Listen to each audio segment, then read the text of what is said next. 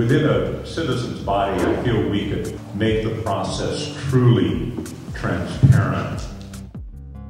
Bring in threads of evidence that are just beginning to surface right now. Some of them may appear to be anecdotal, but there is a deep and consistent body of knowledge about the health effects of oil and gas on actual living, breathing human beings. Is a public hearing on this ordinance. We will vote on this ordinance today at the conclusion of the public hearing, addressing and resolving considerations of public health, safety, cultural, historical, archaeological, fiscal, economic, planning, infrastructure and services, groundwater aquifers, environmental and public nuisance impacts, such grading, drilling, and extraction. Those of you who are in support or feel you may be in support of the ordinance that's proposed today, would you raise your hand?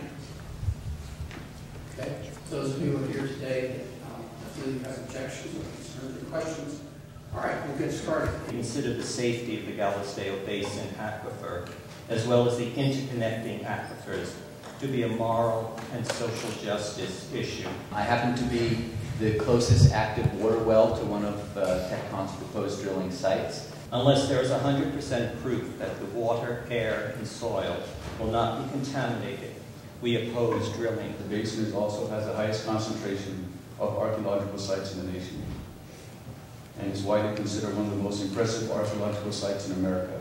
A sane and well thought out plan as to how that activity should be regulated. I do commend the Commission for hiring somebody with expertise in the area of development of the county, so that the county can be properly advised as to what your rights are, so you can represent the people. The Ortiz Mines is a small family-owned company. It owns one and only one asset, which is the mineral rights, including the oil and gas rights, in the Ortiz land grant. We do not want to see the environment harmed. We also, though, unlike maybe some of the other voices that you have heard, are very interested in seeing the resource developed, and so we are looking for a balance. My understanding that the mineral rights are not necessarily public. We know where the first 65,000 mineral rights leases have been secured by TechCon, but we don't necessarily know the full extent. It's not necessarily a matter of public record. Requires that the information that is developed in the various and sundry plans and studies that are done are made public. Yeah, the scope of the moratorium is too long. We actually enlarged the area beyond the limited Galisteo Basin to include Santa Fe County. And be sure that we come to the conclusion that represents everybody in the county who, from these public meetings, is clearly overwhelmingly against oil and gas development. I am actually the attorney for the Independent Petroleum Association of New Mexico. We would like to make sure that we are also stewards of the environment and that we also protect the resources of Santa Fe County. If there is oil and gas here or minerals here in Santa Fe County, that is a resource that you have that needs to be developed and protected as well. I can name 6 federal pollution prevention acts, such as the Clean Water Act, that we all naively expect us to protect us from any industry. The only industry that is exempt is oil and gas. We spent thousands of dollars on scientists to look at the science and look at the impact on the environment and drilling. We would like to offer that science to you. Okay?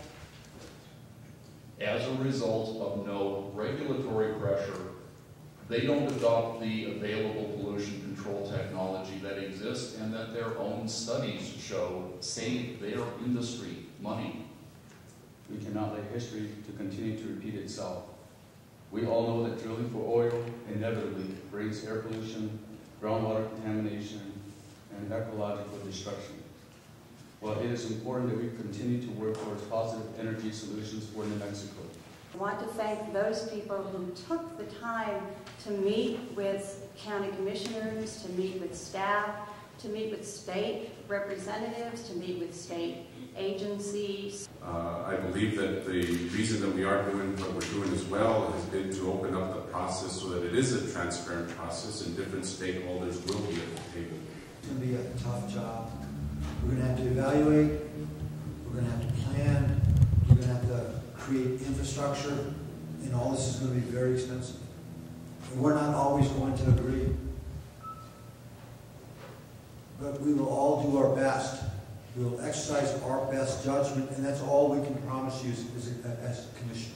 I so appreciated those emails that were personalized. I did not appreciate those emails that were what I call boilerplate, because those just kind of went delete, delete, delete, delete. Galisteo Basin is where I grew up. I've stumbled across a lot of those archaeological sites as I was hunting deer in that area. So I tromped all around that area. So I hold that area real close to my heart. I'm not completely against oil and gas, but I am for drilling for oil and gas in the right manner. I don't want the oil companies to come to us and tell us where they're going to drill. I want them to come to us and we will tell them where to drill, if there's oil and gas there. And if they're going to protect our quality of life and our water and the historic sites and the millions of, or the thousands of animals that live out there. We have an ordinance. Roll call. Chairman Sullivan? Chair votes aye.